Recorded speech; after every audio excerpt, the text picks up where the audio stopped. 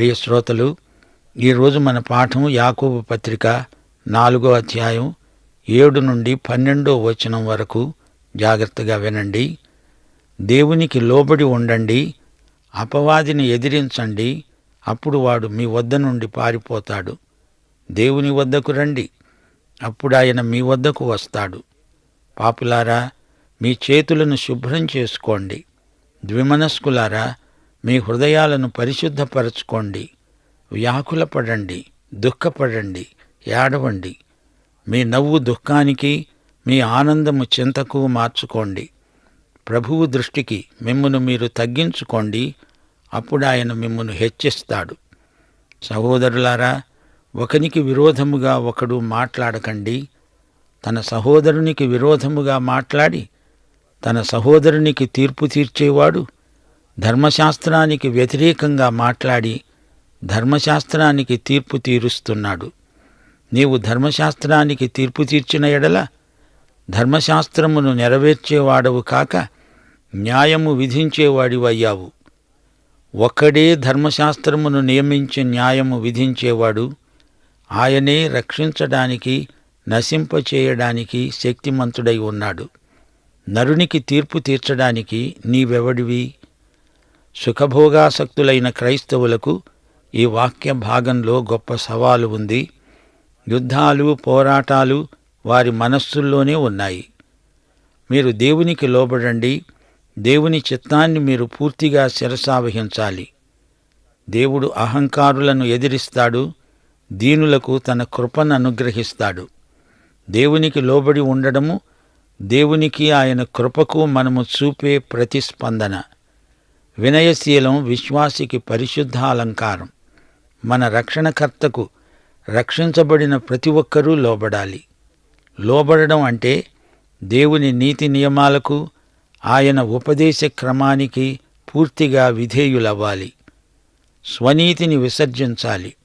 దేవుని విమోచనాత్మక కృపకు తమను తాము అప్పగించుకోవాలి. యేసు రక్త ప్రభావానికి లోబడాలి.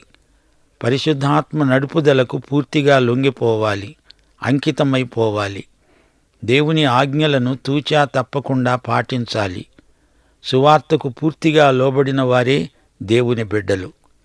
దేవుని నీతిని అనుసరించి జీవించాలి. దేవుని పరిపాలనకు తలవొగ్గాలి. ఆయన మాటలకు చెవియొగ్గాలి. యేసే నీ హృదయంలో ఉండి నిన్ను ఏలాలి.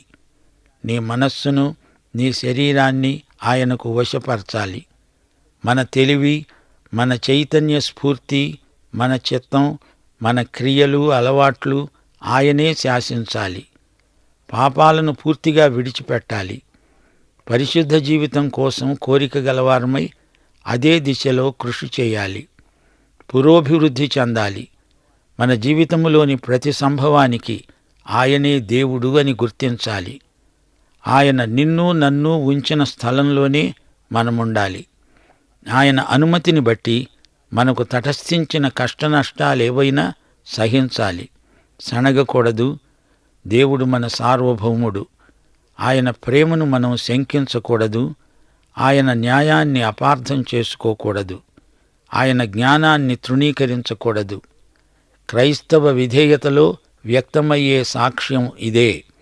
శ్రమ ఓర్పును, ఓర్పు పరీక్షను, పరీక్ష నిరీక్షణను కలుగజేస్తుందని ఎరిగి శ్రమలయందును అతిశయపడదాము. రోమాపత్రిక 5వ అధ్యాయం 3వ వచనం. శ్రోతలు, మనం అపవాదిని ఎదిరించాలి. దేవునికి లోబడడమంటే అపవాదిని ఎదిరించడమే. సైతానును నిరోధించాలి. మనం పోరాడేది శరీరులతో కాదు. మనం తోటి సోదరులతో అసలే పోరాడకూడదు. మనందరికీ ప్రబల విరోధి సైతాను. మనం వ్యతిరేకించాల్సింది సైతాను క్రియలను. సైతానును ఎదిరించి పోరాడాలి. అపవాదికి చోటు పెట్టకూడదు. ఎఫెసీ పత్రిక 4వ అధ్యాయం 27వ వచనం. మత్సరము ఉన్న చోట, అసూయ విద్వేషమున్న చోట సైతాను ఉంటాడు. సైతానుకు కొంచెం చోటిస్తే అంతా ఆక్రమించుకుంటాడు. సైతానును ఎదిరించి గద్దించు, వాడు నీ వద్ద నుండి పారిపోతాడు. నీ బలం సత్యమే, నీ విశ్వాసమే నీకు శక్తి. ప్రార్థనే నీ బలం.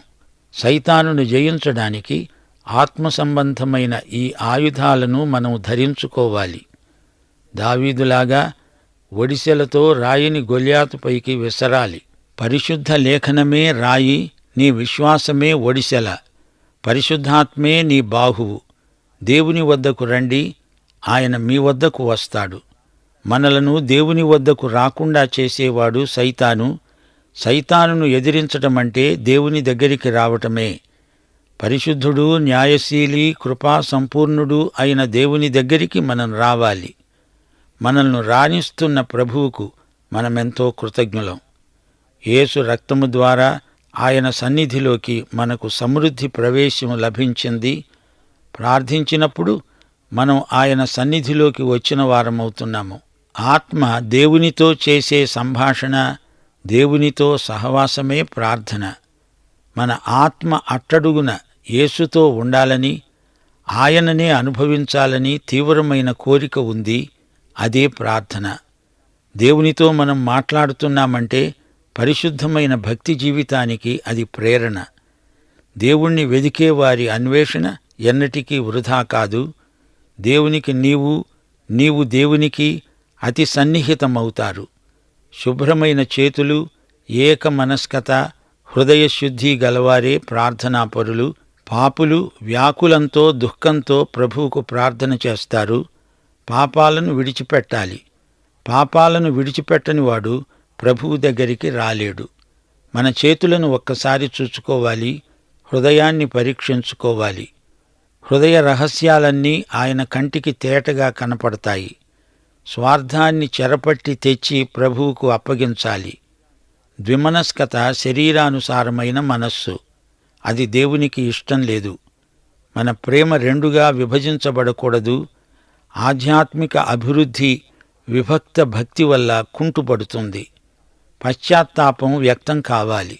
ప్రభూ, పాపినైన నన్ను క్షమించు అనే ఆక్రందన నీ గుండె లోతుల్లో నుంచి రావాలి. పశ్చాత్తాపానికి ఫలితం ఎంతో ఆనందవర్ధకమైన ఆనందం. కృప యొక్క నీడ పశ్చాత్తాపముపై ప్రసరిస్తుంది. అది చెప్పశక్యము కాని మహానందానికి దారితీస్తుంది. దుఃఖపడే వారికి ఓదార్పు, పాపక్షమాపణ.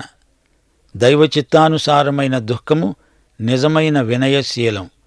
తమను తాము తగ్గించుకున్న వారిని ప్రభువు హెచ్చిస్తాడు. దేవుడు ఇక్కడ మనకు ఎక్కువ కృప ఇస్తాడు, పరలోకంలో మహిమ. దేవునికి స్తోత్రం. సహోదరులు ఒకరికొకరు విరోధంగా మాట్లాడుకోకూడదు. ఒకరికొకరు తీర్పు తీర్చకూడదు. స్వార్థం, లౌకిక తత్వం ఉండకూడదు. ఇలాంటి మనస్తత్వం వివాదాలను, విభేదాలను రెచ్చగొడుతుంది. సహోదరుని మీద అన్యాయపు తీర్పు చెప్పవద్దు. అబద్ధాలను నమ్మి వాటిపై ఆధారపడి తీర్పు తీర్చవద్దు. బహిరంగమైన తీర్పులు న్యాయాధిపతులు చేస్తారు. సంఘ కాపరులు ఆధ్యాత్మికమైన తీర్పును ప్రకటించే అధికారము గలవారు. అయితే సహోదరులపై చెడ్డ తీర్పు చెప్పకండి.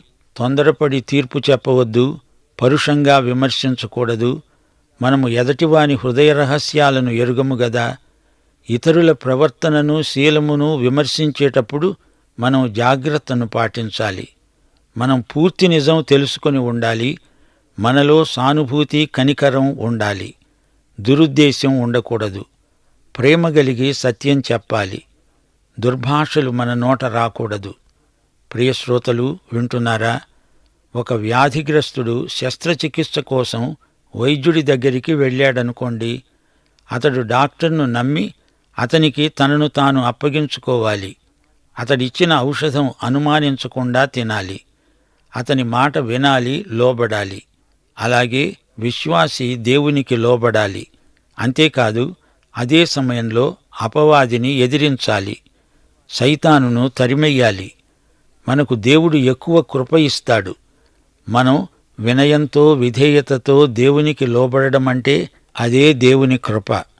సైతానును ఎదిరించే శక్తి రావాలంటే దేవునికి లోబడాలి. విధేయతలో ఎంత ఆధ్యాత్మిక శక్తి ఉందో గుర్తించారా? మన చుట్టూరా సైతానీయ దుష్ప్రభావాలు ఎన్నో ఉన్నాయి. మనకు సమయోచితమైన రీతిగా దేవుడు కృపను అనుగ్రహిస్తాడని మనకు తెలుసు. దేవుని కృపచేత మనము బలవంతులమవుతాము. దేవుడు నీ హృదయపు తలుపు దగ్గరికి వచ్చేస్తాడు. అప్పుడు నీవు తలుపు తీయాలి. తలుపు తీయకపోతే ఆయన లోపలికి రాలేడు. ఆయన తలుపు తట్టుతున్నాడు. అపవాదిని ఎదిరించటమంటే దేవునికి దగ్గర కావడం. దేవుడు నీకు దగ్గరగా రావటం. ఎంత దగ్గరికి అంటారా? నీవు ఆయనలోకి రావాలి, ఆయన నీలోకి రావాలి. నీకు దేవునికి మధ్య దూరం ఉండకూడదు. గొర్రె మిగతా గొర్రెల మధ్య కాపరికి దగ్గరగా ఉంటే తోడేలు రాలేదు, గొర్రెను ఏమీ చెయ్యలేదు.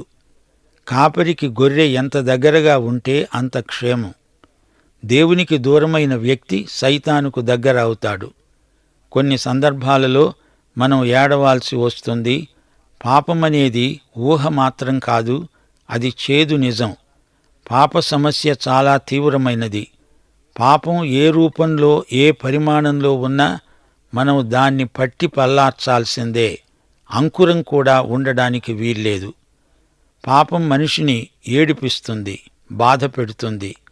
దాన్ని వదిలించుకునే వరకు మనిషికి సంతోషం ఉండదు. పాప విమోచన బోధకులకు ముఖ్యాంశం.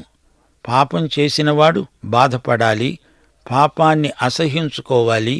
ప్రభు ఎదుట తమను తాము హెచ్చించుకునే వారిని దేవుడు తగ్గిస్తాడు, తగ్గించుకునే వారిని ప్రభు హెచ్చిస్తాడు. దేవుడే మనల్ని పైకి లేవనెత్తాలి. మనంతట మనం లేవలేము. నీ సహోదరుణ్ణి గురించి దుర్విమర్శలు చేయవద్దు. ఇతరులకు తీర్పు తీర్చడానికి నీవేమన్నా ధర్మశాస్త్రానివా? నీవు దేవుని స్థానంలో కూర్చొని తీర్పు చెబుతాను అంటావా? అది గొప్ప తప్పు. ఒక పాపి నాకు రక్షణ అక్కర్లేదని చెప్పి నశిస్తాడు. రక్షించబడిన వ్యక్తి తానే దేవుడైనట్లు ఇతరులకు తీర్పు తీర్చి తిరిగి పాపం చేసిన వాడవుతున్నాడు. నీ రక్షకుడు ప్రభువు యేసుక్రీస్తు అని ఎన్నటికీ మరచిపోకూడదు. అలాంటివారు తమకు తామే తీర్పు తీర్చుకోవడం మంచిది. యాకోబు తన పత్రికలో స్పష్టంగా బోధిస్తున్నాడు, తీర్పు తీర్చడం యేసుక్రీస్తు పని. యోహాను సువార్త 5వ అధ్యాయం 22వ వచనంలో, తండ్రి ఎవనికీ తీర్పు తీర్చడు గాని తండ్రిని ఘనపరచునట్లుగా అందరూ కుమారుణ్ణి ఘనపరచాలని తీర్పు తీర్చడానికి సర్వాధికారము కుమారునికి అప్పగించి ఉన్నాడు. కుమారుణ్ణి ఘనపరచనివాడు ఆయనను పంపిన తండ్రిని ఘనపరచడు. ఎవరైనా సరే యేసుక్రీస్తు స్థానంలో కూర్చొని తీర్పు చెప్పడం అపచారం. మనకు మనమే తీర్పు తీర్చుకొని వినయులమై ప్రభువు కృపాసనమును చేరడం శ్రేయస్కరం. సహోదరుణ్ణి సహోదరుడే ఈ విధంగా తీవ్ర విమర్శలకు గురిచేయడం ఆధ్యాత్మిక నేరం, అతిక్రమం. నైతిక నియమాన్ని మీరవద్దు. స్వాతంత్ర్యమిచ్చే ఆత్మ నియమాన్ని ఉల్లంఘించవద్దు. మత్తయి సువార్త 7వ అధ్యాయం 1వ వచనం, మీరు తీర్పు తీర్చకండి, అప్పుడు మిమ్ములను గూర్చి తీర్పు తీర్చబడదు. మీరు తీర్చే తీర్పు చొప్పుననే మిమ్మును గూర్చి తీర్పు తీర్చబడుతుంది. మీరు కొలిచే కొలత చొప్పుననే మీకు కొలువబడుతుంది. యేసు ప్రభువు మనకిచ్చిన కొత్త ఆజ్ఞ, నేను మిమ్ములను ప్రేమించినట్లు మీరు ఒకరిని ఒకరు ప్రేమించండి. దేవుని ఆజ్ఞను ధిక్కరించడం నేరం. దేవుని అధికారాన్ని దేవుని బిడ్డలు శిరసావహించాలి కదా. ఇతరులకు తీర్పు తీర్చే వారిలో వినయం ఉండదు. గర్వం అలాంటి వారిలో గూడు కట్టుకొని ఉంటుంది. గర్వం భక్తిహీనతకు చిహ్నం. ధర్మశాస్త్రాన్ని రాసి మనకిచ్చినవాడు దేవుడు. ఆయనకు మాత్రమే తీర్పు తీర్చే అధికారముంది. దేవుని తీర్పు ఎల్లప్పుడూ న్యాయసమ్మతమైనదే. ఆయన మాత్రమే తానిచ్చిన తీర్పును అమలుపరచగలవాడు. అయినా దేవుని ప్రేమ ఆయన తీర్పులో కనపడుతుంది. ఆయన ప్రజలను రక్షిస్తాడు కాని నాశనం చేయడు. నీ పొరుగువానికి తీర్పు తీర్చడానికి నీవెవరివి? మానవుని తెలివెంత? అతని జ్ఞానం ఏపాటిది? అతని పరిశుద్ధత ఎలాంటిది? యేసు ప్రభువును బట్టే, ఆయన రక్త ప్రోక్షణను బట్టే మన అంతరంగం శుద్ధి అయింది. కీర్తనలు 15 వచనం 4. దేవుని గుడారములో నీవు నేను అతిథులం. ఆయన పరిశుద్ధ పర్వతం మీద నివాసమున్నాము. పొరుగువాని మీద నిందలు మోపము, కొండెములాడము, సహోదరులకు కీడు తలపెట్టము, యెహోవాయందు భయభక్తులు గలవారిని సన్మానిస్తాము, మాట తప్పము. యేసే నీతిగల న్యాయాధిపతి, ఆయనదే చిట్టచివరి తీర్పు. దేవుని పట్ల భయభక్తులు గలిగి మన రక్షణను కొనసాగించుకోవాలి. గర్వం, లౌకిక తత్వం విశ్వాసులకు తగదు. ఇతరులను గురించి చెడ్డమాటలు మాట్లాడడం వారిని గురించిన తీర్పు అవుతుంది. మనందరికీ తీర్పరి దేవుడు. మనకు అవతలి వ్యక్తి క్రియలే కనపడతాయి. వారి హృదయ రహస్యాలు, వారి ఉద్దేశ్యాలు తెలియవు. ఇతరులను విమర్శ చేయడంలో మనలోని విద్వేషం వ్యక్తమవుతుంది. ప్రేమ లేకపోవడం వల్ల దేవుని నామము మన వల్ల అన్యుల మధ్య దూషించబడుతుంది. ప్రేమించు అని చెప్పే ధర్మశాస్త్రాన్నే ధిక్కరించినట్లవుతుంది. ప్రేమించు అనే ఆజ్ఞ యేసు ప్రభువు ఇచ్చిన కొత్త ఆజ్ఞ. దేవుణ్ణి ప్రేమించేవారు దేవుడు ప్రేమించేవారిని అందరినీ ప్రేమించాలి గదా.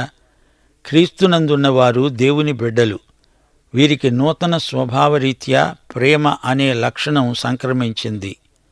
దేవుని కుటుంబం ప్రేమ కుటుంబం. ఇది ప్రేమ సమాజం. శ్రోతలు, మరిచిపోకండి, తీర్పు తీర్చే అధికారం ప్రభువుకే ఉంది. ఆయనే ప్రేమ.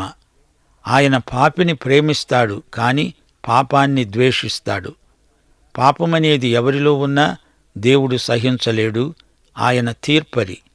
తన తీర్పును అమలుపరిచేవాడు కూడా ఆయనే. 2 తెస్సలోని పత్రిక 1వ అధ్యాయం 9వ వచనం, ఆ దినమున తన పరిశుద్ధుల యందు మహిమపరచబడడానికి, విశ్వసించిన వారందరి యందు ప్రశంసించబడడానికి ప్రభువు వచ్చినప్పుడు సువార్తకు లోబడని వారు ఆయన సముఖము నుండి, ఆయన ప్రభావమందలి మహిమ నుండి పారద్రోలబడి నిత్య నాశనమనే దండన పొందుతారు. దేవుని తీర్పు నిర్దోషమైనది, న్యాయమైనది. భక్త యాకోబు ఇదే చెబుతున్నాడు. నీవు నీ పొరుగువానికి తీర్పు తీరుస్తున్నావంటే దేవుని ధర్మశాస్త్రానికే తీర్పు తీరుస్తున్నావని అర్థం. ధర్మశాస్త్రాన్నే గాదు, దానిని మనకిచ్చిన దేవునికే నీవు తీర్పు తీరుస్తున్నావు. యూద విశ్వాసుల దృష్టికి యాకోబు ఈ పరమ సత్యాన్ని తెస్తున్నాడు. ధర్మశాస్త్రము, కృప ఈ రెండిటికీ మూలం దేవుడే. ఆయన కుమారుడైన క్రీస్తే. శ్రోతలు, దేవుని సన్నిధి మనలను విడువదు. దేవుని వెలుగు మనలను ఆవరించి ఉంది. దేవుని ప్రేమ మనలోకి కృమ్మరించబడి ఉంది. దేవుని శక్తి మనలను కాపాడుతూ ఉంది. దేవుని సన్నిధిలో మనమున్నాము. లేవియకాండం 10వ అధ్యాయం 3వ వచనంలో దేవుడన్నాడు, నా వద్ద నుండే వారి యందు నన్ను నేను పరిశుద్ధపరచుకుంటాను, ప్రజలందరి ఎదట నన్ను మహిమపరుచుకుంటాను. దేవుని యొద్దకు వచ్చేవారు పరిశుద్ధులై ఆయన యందు నిలకడగా ఉండాలి.